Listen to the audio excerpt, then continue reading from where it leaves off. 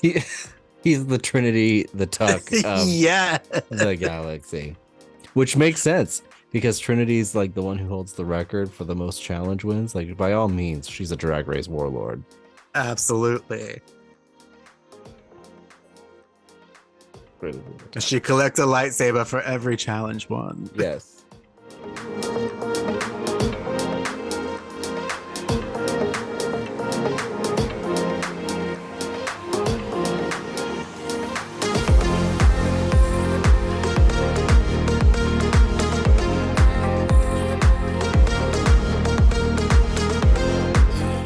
Bright suns, traveler, and welcome to STAR GAYZ. But we're not only force sensitive, we're fierce sensitive. Yes. Fucking get it. Hanny. I'm delirious. We've recorded so much today. We recorded highlights. We did our Sidious episode. We're doing it all back to back. We are cooking in the studio today. It's busy. We had a lot to catch up on. Absolutely. Not a lot is new because we've been here for like we've been here for like 5 hours. I know. Oh my god. I know everyone in my household's like, you're not done yet. I'm like, no, we have a lot to do today. Yeah. At least Dragula highlights recordings are not every week like Star Wars tends to be. No, thank God. Sorry, I'm fixing my hood is hanging weird back here. Okay. Whoa. But I will say the one thing that's changed since our last recording is the return of the hat. Yes. This hood was super hot by the time we were done. Oh God. We were just sitting here. I was like sweating. I was like, oh my God. I guess space is cold, but how the hell does he do that? I don't understand it. He walks around. It must be something more breathable. Maybe. I don't know. But he's got to be a swamp in there. Or maybe he's like, you know how like in mascot outfits, like they have like misters and fans in them. Like maybe he's got like a whole apparatus attached to his body, so it's breathable. It's like the Amidala car battery that yes. her dress. Wow. Him, that's a wonderful idea. Strap it in. Oh my God. What are we doing today? Today we're talking about General Grievous. That's right. Cool. What are we? Yes, General Grievous. Let me pop on our background. There's a dog in our neighborhood that barks nonstop for hours every night. And it's the same 5 barks. And I feel so bad for it because it's like, oh my God, just let him inside. Ooh, that's a cool picture of him.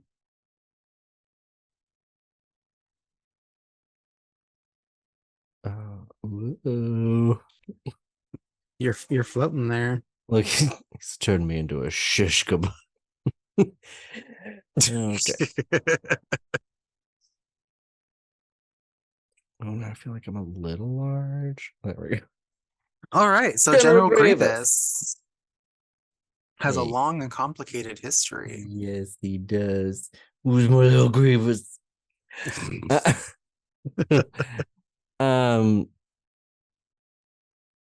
He's had a rough life.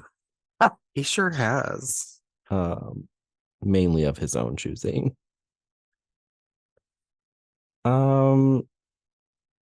Yeah, jump in. Do you have legends and canon notes on him? Yeah, they're kind of mixed up, so I'll just kind of blow through it. Okay. Take us through. Take me on a journey. So General Grievous was born Chimean, probably destroying that name. Chimean Jai Shilal. He is from the planet Kali, which has people from there known as the Kalish people. Mm-hmm. He is 2.16 meters or 7.9 feet tall. He's a tall man. with He's a big red skin and boy. gold eyes. Yes. He's Hmm. very zaddy. Um, so Grievous has a extensive background in military conquest. His planet was invaded by the Yamri people from planet Huck, which is a planet close to his in their system. I think it's a moon. And Oh, okay. they invaded the planet Yummy. Kali. So Grievous answered the call to arms to defend his people and retake his planet from the Yamri people. This is where he developed war strategy and tactics and conflict, which make him so effective as a separatist leader later. Okay. Um, the Republic and the Jedi intervene on behalf of the Yamri people, and they side with them, even though in Grievous's mind they are the aggressors and the invaders, leading to the punishment and resulting famine of the Kalish people. Which really ingrains that disdain for the Jedi and for the Republic in general in Grievous. He eventually leaves the planet and works as an enforcer for the banking clan. This is where he's noticed by Sidious and Count Dooku. Okay. And then Sidious and Dooku kind of make this plan to integrate him into the Separatist army as a general. But they really want to do some experimentation on him with like cyborg technologies, the same kind of technology that'll eventually be Vader's suit. Uh-huh. So Dooku plots to mortally wound him and has his ship shot down, and he is brought to the brink of death, where they conveniently show up and say, "Hey, would you like to pilot this cyborg technology, or would you like to Nasty die?" crash, you have that. Yeah. How unfortunate. Well, we have all this stuff ready for you. Are you insured? You're right. So he elects to undergo the cybernetic technology enhancements to his body to keep him alive. After which he starts making his own alterations at his base on the fortress on the moon of planet Vasek, which is the base that we see in Clone Wars. Yes. After his cybernetic upgrades, Dooku trains him in lightsaber combat and offers him a position as a general in Separatist army.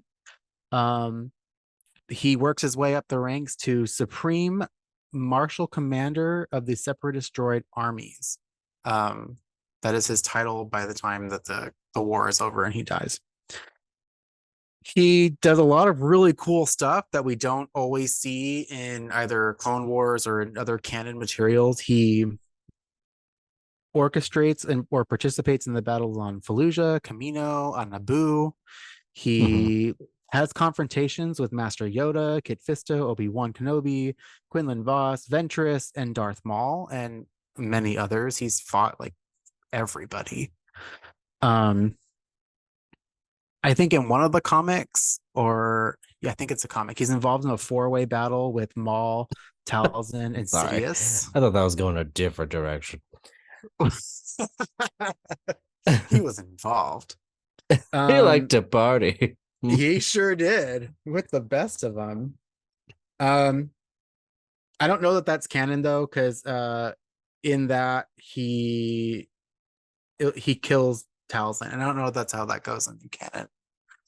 His Or does battle he is with kill? who? It's with Maul, Talzin, and Sidious. So it's Maul and Talzin versus him and Sidious. So I think that's like a Legends thing. I don't know if that's canon. I'd have to look that up. No, that sounds like can't remember the name of the arc, but it's after Maul escapes. So Mother Dalzin, that's not her fucking name. Mother Talzin, when the way she eventually does die, and I believe it is from Grievous, so I believe this is the comic you're talking about. But she's protecting him, and Grievous is sent after Maul. And so she sacrifices himself for Maul to escape one final time. Okay, yeah, that sounds like what I read. He leads the attack on Dathomir. After Dooku meets his untimely death. Grievous becomes the de facto leader of the Separatist army and is eventually killed on Utapau by General Kenobi. So that's kind of his, I think that's his like canon-ish Yeah. background with a couple bit of legends in there. Um, it is rumored that Thrawn is in possession of his face mask as an art piece. Because we know that Thrawn likes to collect different pieces of art. Interesting. It's rumored that he has that. Um, one bit of interesting information I found was in George Lucas's eyes, Grievous wanted to be a Jedi, but was not born force sensitive. So the cybernetic enhancements were voluntary and in an effort to improve himself to be worthy of that kind of title. Yeah. Now, that's not how it really works out in their story, canon wise, or even legends. Yeah. But I thought that was kind of interesting. It kind of made him more of a Jedi fanboy. And then he really just wanted to be cool like them. I can relate to that. Be cool like them. He has a pet Rogwart named Gore, who was killed by Kit Fisto on his base. Oh, and I think that's in the thing. And he was wow. very close to that pet. And not anymore. other, I know, not anymore. I think he had a couple like throughout his storyline has a couple pets. He likes to keep pets like that. He didn't get along with Newt Gunray, leader of the Trade Federation. Newt saw him and treated him as another droid, which infuriated Grievous because he's not a droid. And he despised Newt as foolish, weak, and arrogant, which is not entirely untrue. Well, that's true. Wow. Let's talk about him. Yeah, and I'm double checking the comic too. That is the comic you're thinking of. Okay, cool. Yeah. I just don't remember why then they don't just go after Maul again. I know. That's what I was trying to figure Doesn't add to the story. It's okay. Yeah. But yeah, it's really cool because then Dooku's there too. They all get possessed by Night Sister magic and stuff. He's possessed and all this stuff. So it's cool. Yeah, love that. Anyways, Grievous. We don't. He Revenge of the Sith was the first time we'd ever seen him, and he kind of comes out of nowhere. And I'll be honest, I was not into him. Really? No, dude's walking around. Just not your type, or no, dude, he's walking around looking for his albuterol inhaler the whole time, like he's coughing up. Dude, I have no idea what his motivations are. He's a general of this droid army, and I'm like, why? Like, from where? And he's collecting Jedi lightsabers, which, from I guess a battle perspective, makes sense. But again, I'm also like, why? Like, I guess because he's the general in those war and he's fighting Jedi. But I'm like, aside from that, like, why would he keep him? I don't know. I just didn't know much about it. Like, I felt like we didn't get enough info for me to really care about him, and then he gets wiped out halfway through the movie. So it's like, okay. Yeah, if you've only seen the movies, there's very little information on him. Yeah, and he does get a bit of a flesh out in Clone Wars. Like, you see a lot more of him, and right. Then he becomes what seems more like interesting. his struggle to gain Dooku's respect and all that good stuff. The one thing, I'm still looking at this comic. I love this comic. I'll put pictures of it up. But my thing about him is that in Clone Wars, they make it a running gag that he's always escaping. So he's always fleeing, like he's always leaving in like an escape pod, and it's like this running thing. And then he does it in Revenge of the Sith. He's like, time to abandon ship. Like, we're at that point again. And it's like, but he's supposed to be like the greatest fucking, warrior. He's killed all these Jedi and stuff, but he's like always running away. So I just kind of wish we had seen more of him taken seriously. And sometimes we do, like the Dathomir stuff, like he slaughters them, which is great. Not for them, but yeah. just I wish we would spend more time on really what makes him so great, I guess. And we get more of it in the comics, but I really wish it wasn't left there. But it is what it is. Yeah, he would do really well, I think, with like a really gritty like mini series about like an origin for him. Yeah. I think that'd be Well, really cool. what was really cool was the 2003 Clone Wars 2D series from um oh my god, I can't believe I just blanked on his name. But the guy who created Dexter's Lab, Powerpuff Girls, all that stuff. Mhm. And I loved that because his introduction in that show is very scary. It's almost on like a horror movie.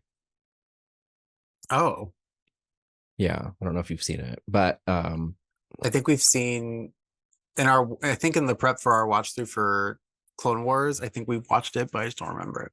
oh yeah, that's right. I think we did. Um, but it's like he's just slowly picking off like people in Jedi and stuff, and he's like super menacing and terrifying. So I loved that. So I'd like to see more stuff like that, but you know, we didn't.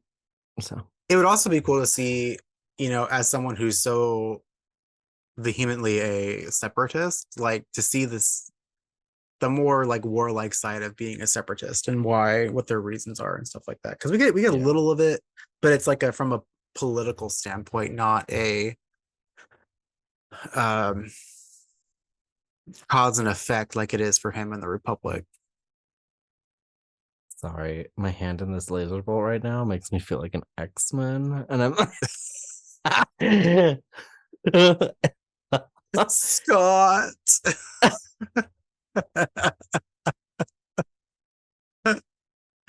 no, it's not going to make sense to anybody.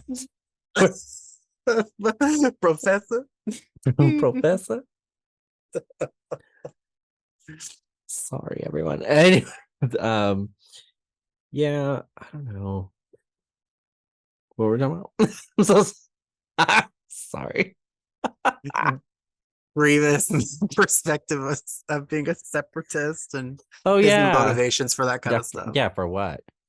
And it seems like a lot of his like previous exploits are exclusively pretty much to his planet.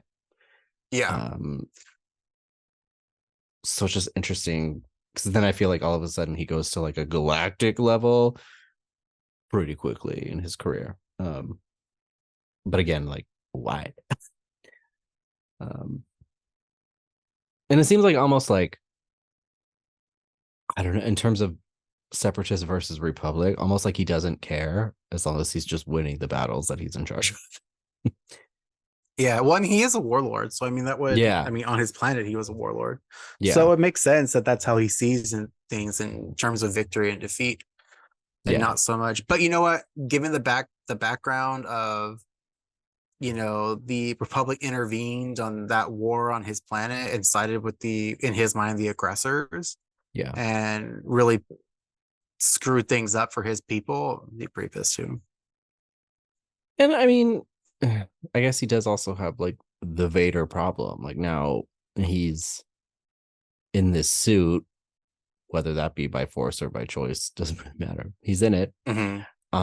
And there's a vulnerability that comes with that. So, I mean, now he's almost like beholden to Dooku and Sidious for Right. what they provide him to keep him alive and safe. So, and the Republic isn't going to do that for him. So, Yeah. um, you know, so maybe he just really doesn't have a choice. He doesn't have the luxury of caring. Yeah. And it's kind of not lame, but like the way he the way he dies is so you, yeah, just get shot. Like there were no clone troopers that could have just shot him. Like at any of his battles, I mean, it was cool that it was Obi-Wan Kenobi, but Yeah, Obi-Wan does it while hanging from a cliff. right. Hang, And then scoffs at it. yeah. I hate that scene in Revenge of the Sith where I'm like, Ewan McGregor is clearly just kneeling on a pad. He's like, oh, so hard to hang on this cliff. Like, but he's doing all this shit. Anyways, I am not immersed in this scene. yeah, I'm like, you're not hanging from nothing. Um, yeah, but he kind of just like blasts him away. It's I don't know, it's anticlimactic.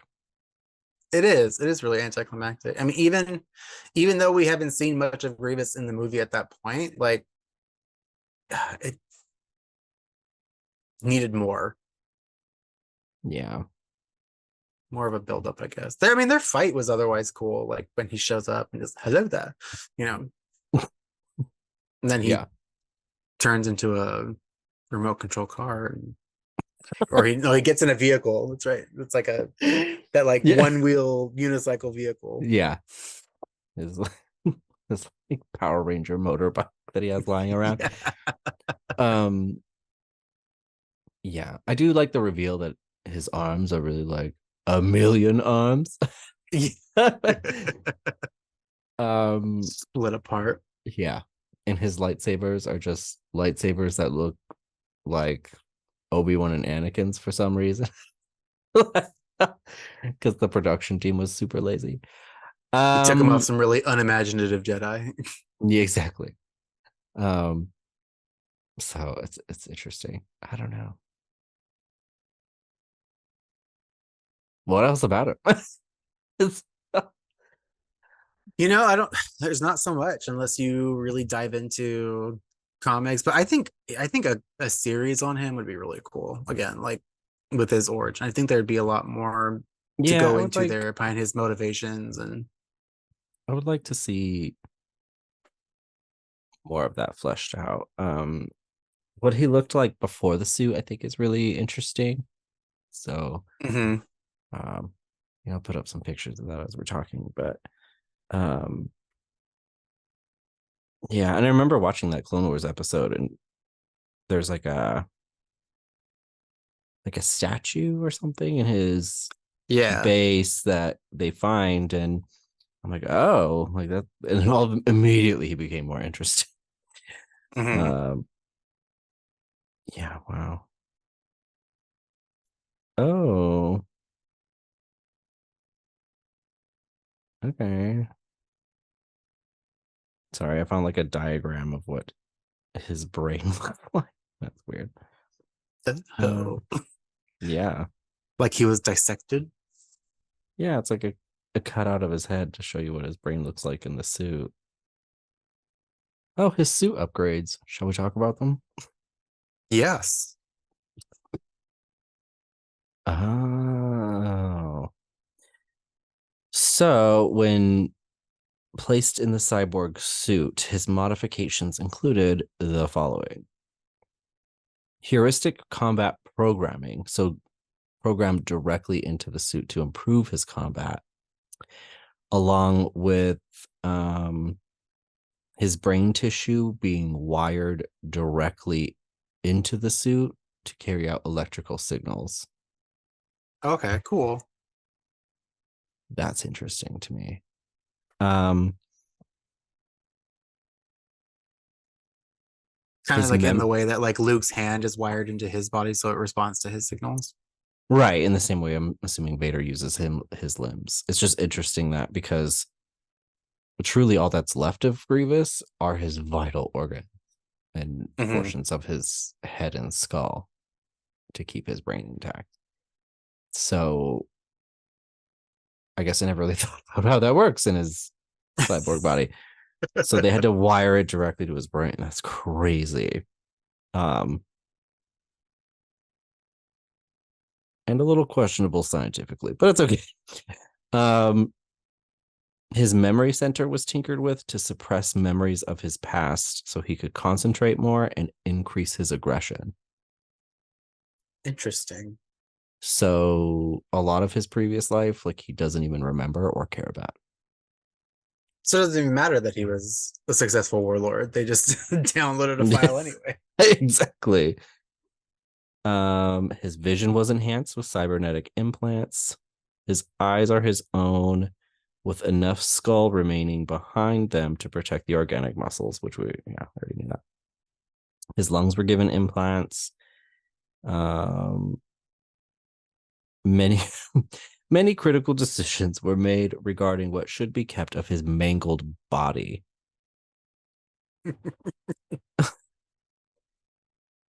The only structures left of him are his aside from the little part of his skull, is his brain, eyes, some bone marrow, spinal column and cord, heart, liver, and other vital internal organs, which are mentioned just broadly. I'm assuming like maybe because of his species. Other things he may have in there. Uh, and his lungs, So, which were damaged in the process. so does he eat, or does he like sit on a Roomba charger? Like Megan. Yes. um, Portions of his digestive system required to maintain his organic elements were preserved as well. So he So does. I'm assuming he doesn't eat food, but I'm assuming he probably has to intubate himself and shit, probably. Interesting. His form was completed with 2 mechanical arms that could split into 4. Yes. Accurate. 2 LX-44 robotic legs. I love that they have the model number just in case. And integrated sensors that allowed him to touch and feel the world even through his alloy. Cool. So he could feel stuff, but it's technically like simulated, which is weird. Mm-hmm.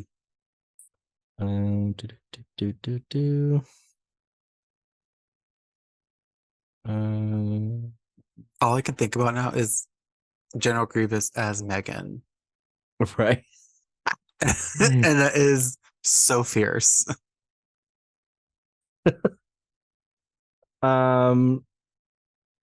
It mentions his mind had begun to fracture. Well, I mean, they fucking wired shit to his brain, so it's probably not good for his mental health. That'll do that. He has oh his armor Intrigue. is his armor is Durasteel, and Armorplast, which is extremely durable, but not quite as indestructible as Beskar. Beskar, yeah. Imagine if he was made of Beskar, that'd be fierce. Yeah. Which made it easier to not only manufacture, but also to repair if it was damaged. Mm-hmm. His cyborg body was designed to resemble his Kalish body and Warlord armor. Okay. So a lot of the more ornate parts of his body are just modeled after his armor, I guess, which is cool. That's cool.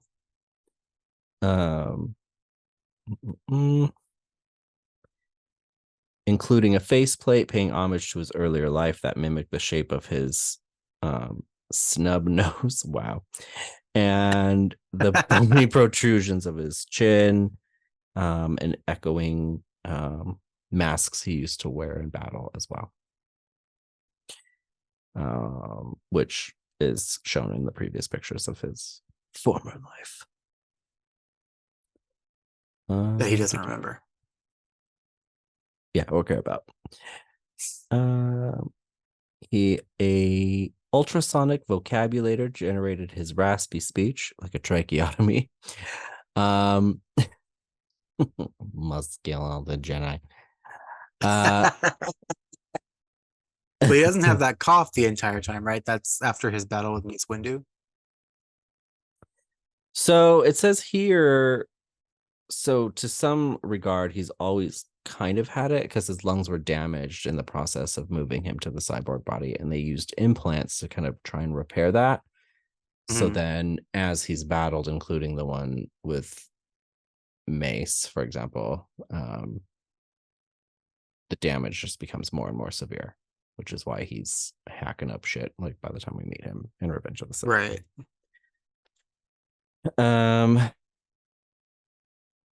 Oh, right here. There we go. Um, due to previously compromised lungs, his speech occasionally degraded into coughing fits. There we go.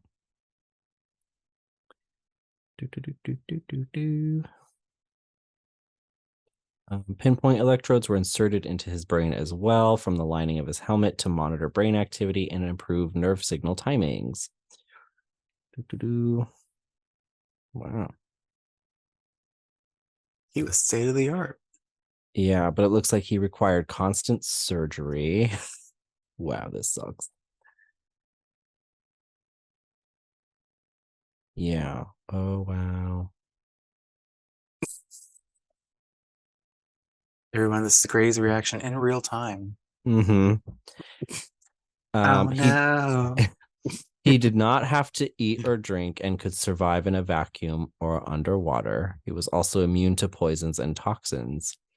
A synth skin gut sac, fake stomach, I'm guessing, sealed underneath his external armor plates and ribs, many of which were carved to seem like bone rather than metal, even though they were metal. Blah blah blah. The technology wasn't perfect. His heart and lungs were weakening. We already talked about that a little bit. And his organic lungs were irritated by the implants, giving him the persistent cough for the rest of his life. It was not very long.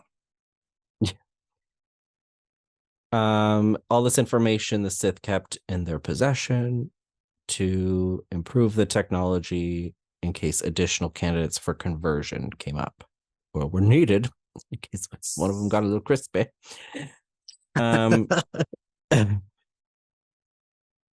He was given his first new weapon by Dooku, a lightsaber belonging to a long dead friend of a former Jedi. Interesting. Blah, blah, blah, blah, blah. I read something that he was in possession of Sifo Dyas's lightsaber, but don't they find his lightsaber in an episode of Clone Wars or Bad Batch? Or Clone they find Wars? his ship? No, they find his saber too. Okay. Hold on.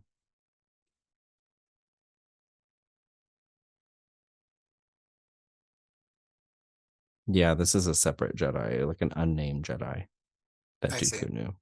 Yeah. Convenient. I just lost. Imagine if Palpatine gave himself a badass suit like that instead of just getting old and frail. Yeah, like what the fuck? Be terrifying. Okay, well, I guess this answers my fucking question. Well, I guess I didn't really know as much as about this dude as I thought I did. What have I been doing? Um, I feel like some of this has been covered in comics since my last jump through, but he had started collecting weapons when he was still a warlord on Kali. So his collecting of lightsabers is just like a continuation of that because now that's his primary weapon. Interesting. Right.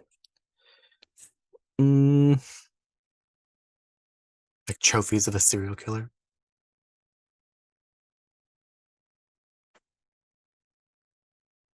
interesting.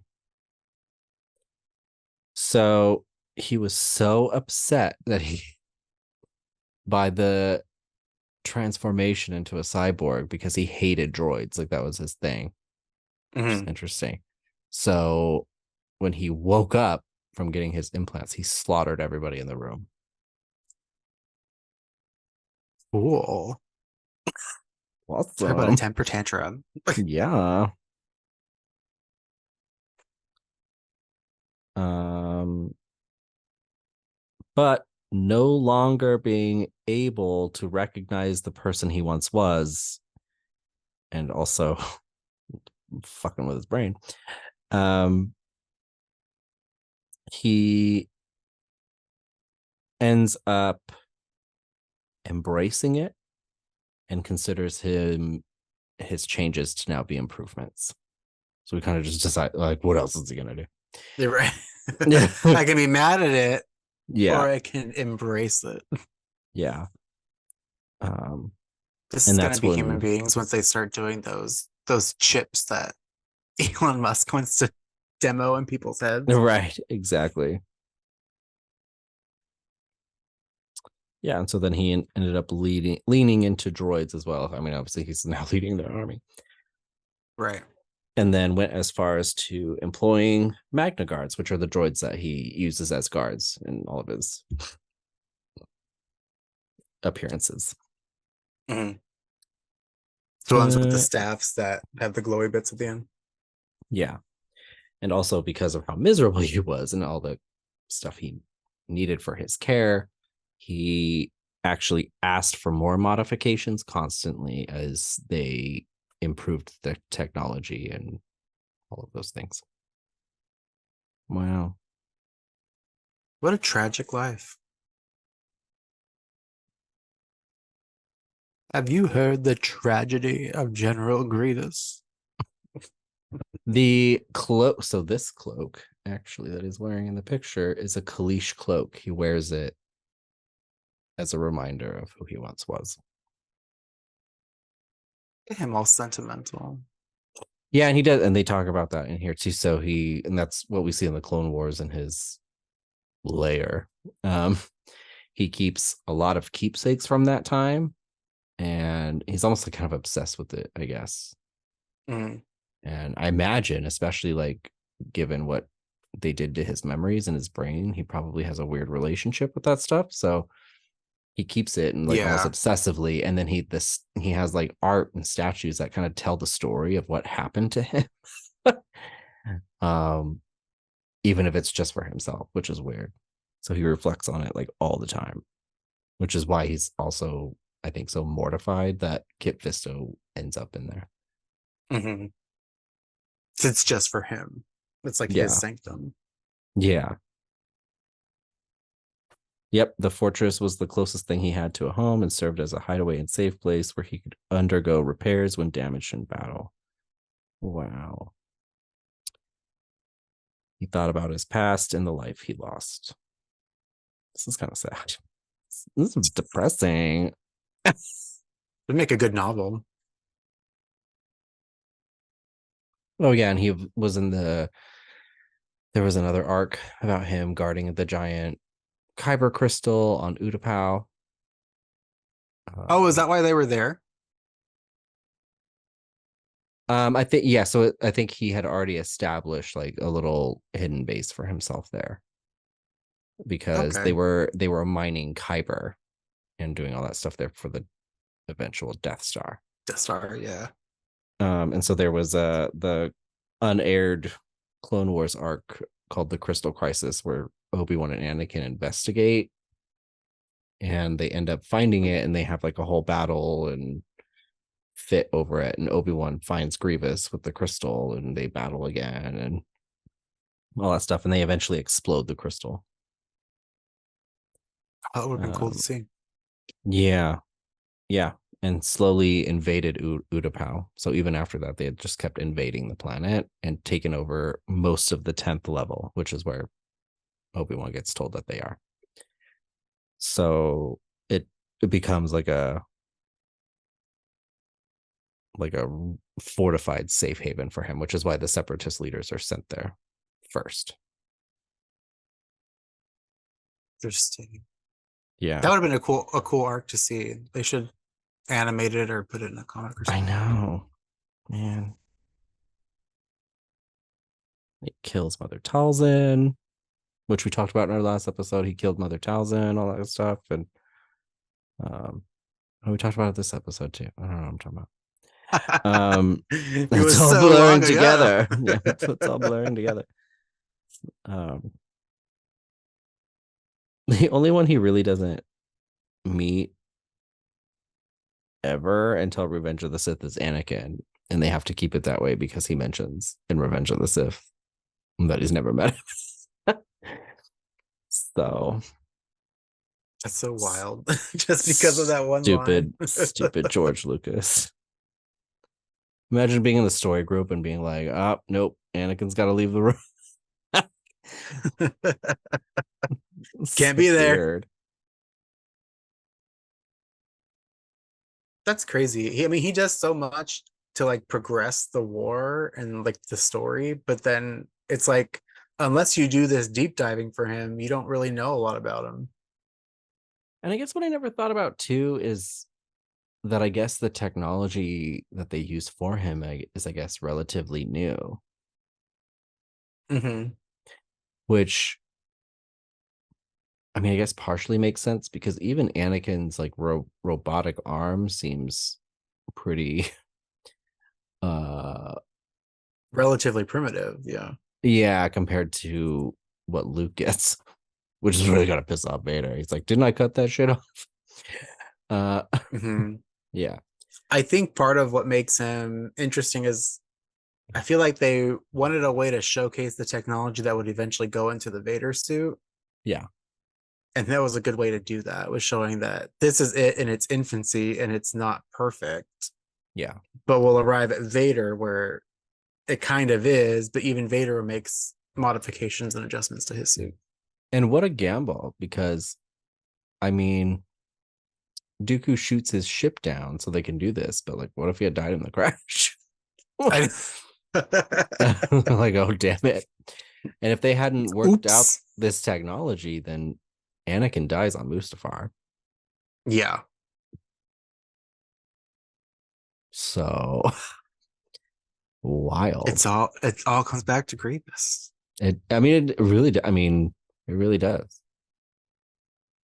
That's crazy. That's why they should do more stories on him Yeah. since he's so integral. And he is kind of, you know what? He is kind of, he's the Thrawn of the prequels, really, if you kind of think about it. Yeah.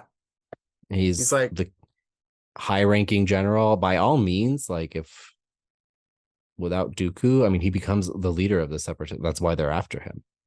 mm-hmm. He's, Because killing him will end the entire conflict. yeah, he's heir to the separatist throne, whatever you want to call. Uh, like he's essentially running the show. Um, that's so crazy.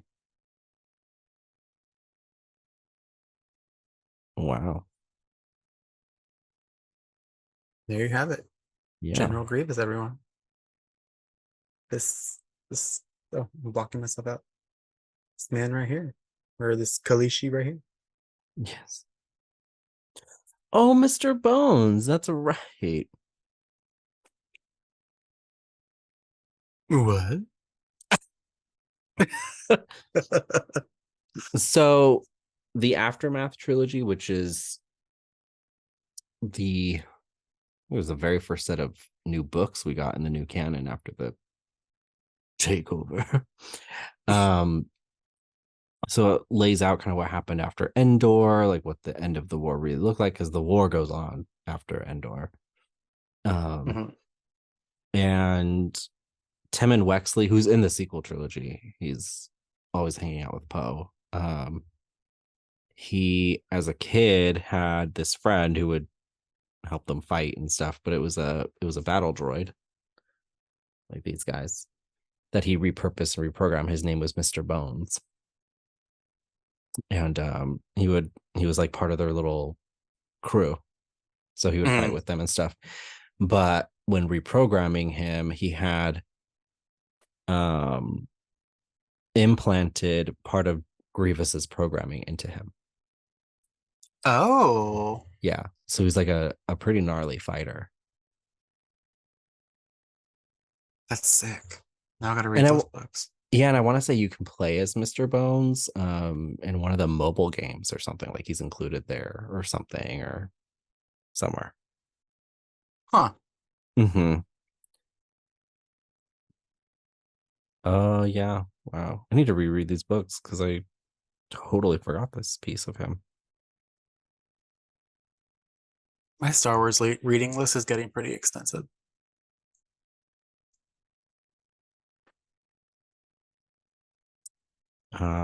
Yeah, so Mr. Bones actually had memories too, where he recalls somehow being able to fight wielding four lightsabers, and he can't explain that memory. Oh, that's cool. Mm-hmm. And he said he remembers his hands spinning. And I was like, what the hell are you talking about? Mm.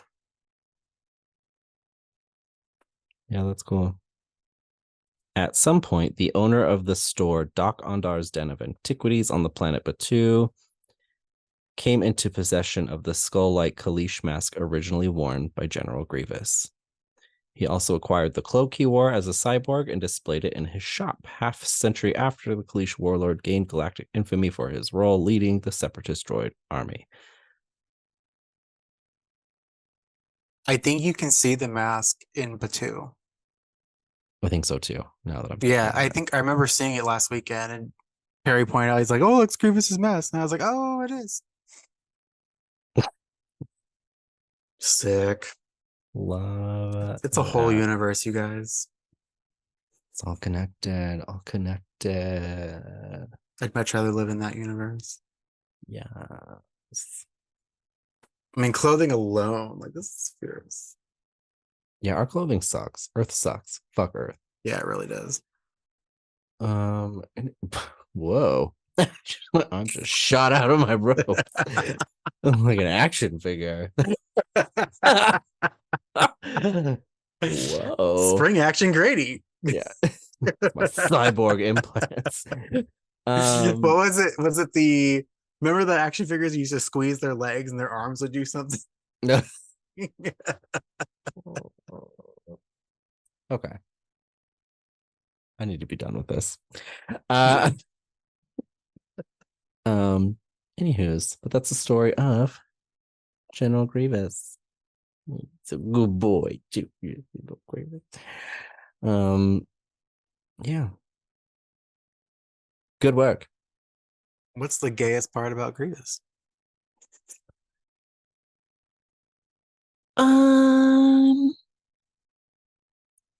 This is gonna be a rough one.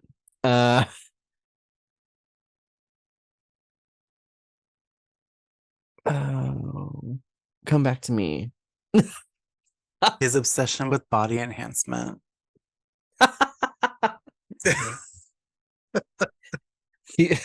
He's the Trinity, the Tuck of yeah. the galaxy, which makes sense because Trinity's like the one who holds the record for the most challenge wins. Like, by all means, she's a drag race warlord. Absolutely. She collects a lightsaber for every challenge won. Yes. And upon learning that yeah, to share the crown of winning all stars, slaughters everybody in the room. She absolutely slays. Yeah, and lip sync assassin indeed. I mean, the flexibility alone, incredible. Just Grievous with like a clip art of like Trinity's ass. Wow. Okay. I love it. That's he's like, I'm the best warlord in the galaxy. Not because I am, but because you know my name. And that's because that's called branding. Oh my god. Oh shit. Love it. Yeah, that's perfect. Okay. Fierce. Wow. That's General Grievous, guys. Yeah, so I guess that's it. But thank you guys for watching and or listening. We love it. We appreciate it. This has been a long recording day for us. It's been weeks for you guys. So it'll just feel like one. Yeah. We're enjoying the General Grievous show.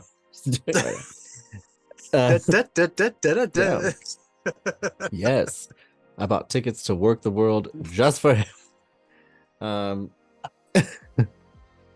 I hear he's gonna be doing Drag Race Live, so I'm excited for that lineup. Yeah. So, anyways, if you want to watch more of this, I don't know why you would, but if you want to watch more of this, feel free to hit the subscribe button so you subscribe to the PG Media channel. You don't miss out on anything we post. There's also all kinds of other lovely things you can check out there if you would like. You can find social media information in the description below if you want to follow us and engage with us, again, because you want more of this. And why wouldn't you? Exactly.